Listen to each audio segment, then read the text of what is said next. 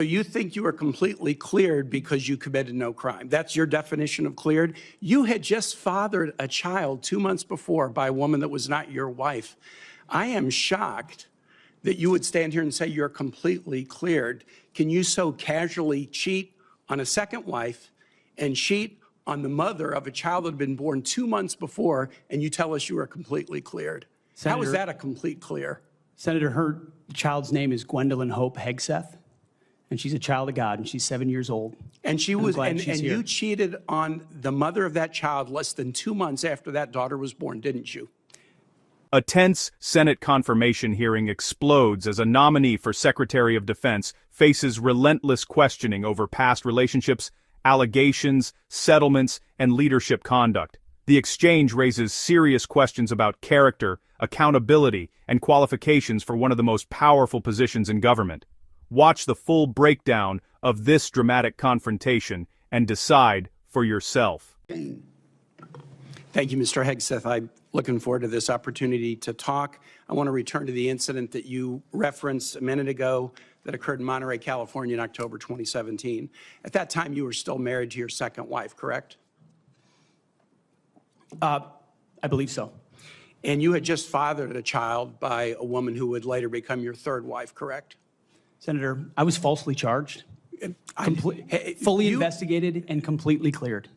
So you think you are completely cleared because you committed no crime. That's your definition of cleared? You had just fathered a child 2 months before by a woman that was not your wife.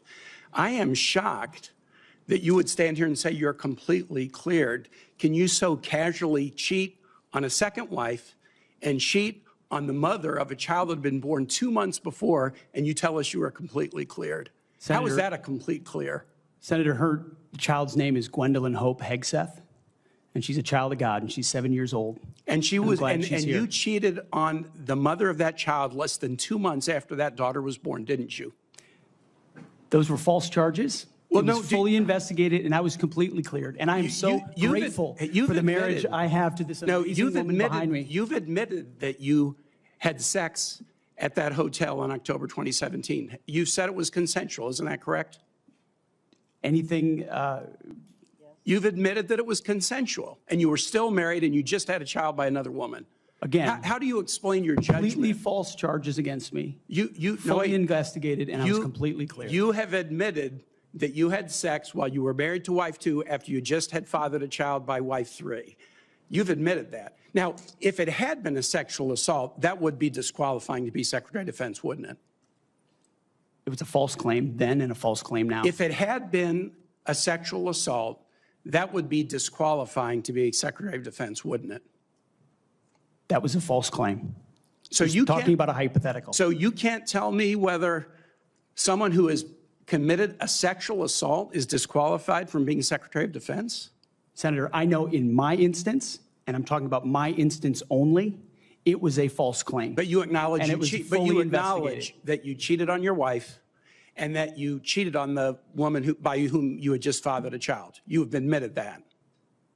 I will allow your words to speak for themselves. You're not retracting that today. That's good. I assume that in each of your weddings, you've pledged to be faithful to your wife. You've taken an oath to do that, haven't you? Senator, as I've acknowledged to everyone in this committee, not a perfect person, not claiming to be. But no, I just asked a simple question. You've taken an oath like you would take an oath to be Secretary of Defense in all of your weddings to be faithful to your wife. Is that correct? I have failed in things in my life, and thankfully I'm redeemed by my Lord and Savior, Jesus Christ. In finalizing divorces from your first and second wives, were there non-disclosure agreements in connection with those divorces? Senator, not that I'm aware of. If there were, would you agree to release those first and second wives from any confidentiality agreement? Senator, it's not something I'm aware of. But if there were, you would agree to release them from a confidentiality agreement? Senator, that's not my responsibility. Did you ever engage in any acts of physical violence against any of your wives?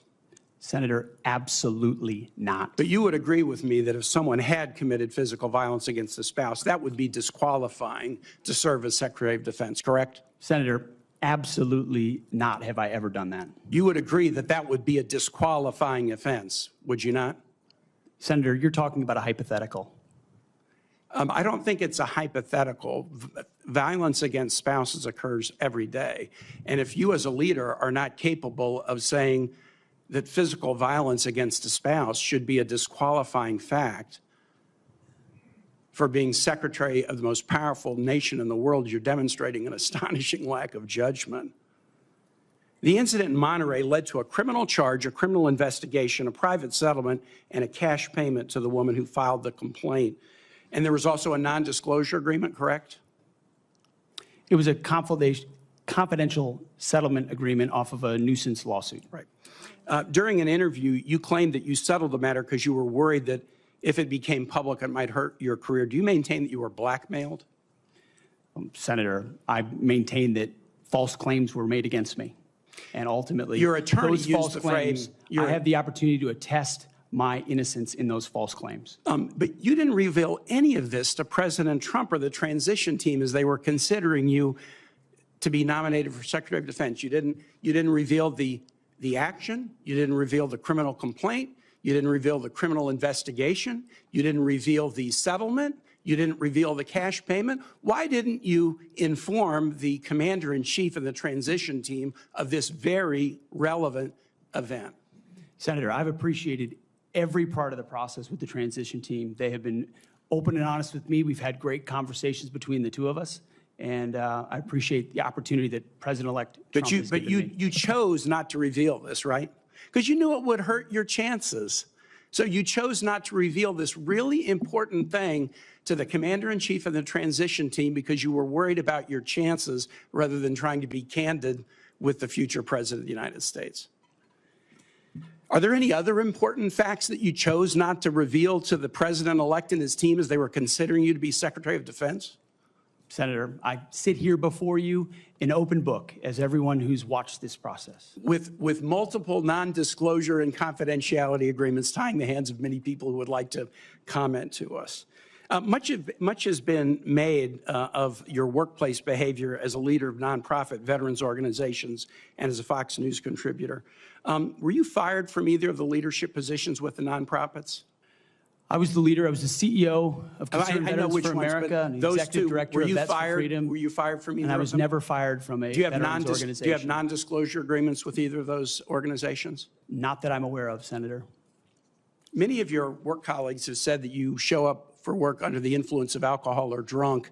I know you've denied that, but you would agree with me, right, that if that was the case, that would be disqualifying for somebody to be Secretary of Defense. Senator, those are all anonymous false claims, and the totality they're not anonymous. The letters on the record here. They're not anonymous. On the record, people we've seen records with names Vets attached for Freedom, to them. Concerned Vets for America, and Fox News One of your colleagues working said, hard every day on behalf of one of your mission. colleagues said that you got drunk at an event at a bar and chanted, "Kill all Muslims." Another colleague, not anonymous, we have this, said that you took coworkers to a strip club. You were drunk, you tried to dance with strippers, you had to be held off the stage, and one of your employees in that event filed a sexual harassment charge as a result of it. Now, I know you denied these things, but isn't that the kind of behavior that, if true, would be disqualifying for somebody to be Secretary of Defense? Senator, anonymous false charges. They're not anonymous. And I'll just conclude and say this to the chairman. You claim that this was all anonymous. We have seen records with names attached to all of these, including the name of your own mother. So don't make this into some anonymous press thing. We have seen multiple names of colleagues consistently throughout your career that have talked about your abusive actions, Chairman, attitudes, I think he's words, over and his time. statements He's to way women. over. Character, power, and public trust.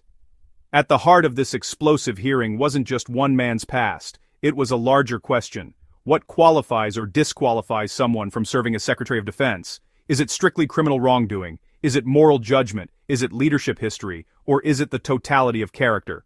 Confirmation hearings are designed to test more than resumes. They test credibility, transparency, and trust. And this one did exactly that. The Senate will ultimately decide.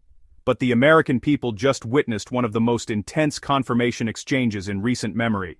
If you enjoyed this breakdown, kindly like, comment, and hit the subscribe button for more political insights, as Capital brings you the best of all.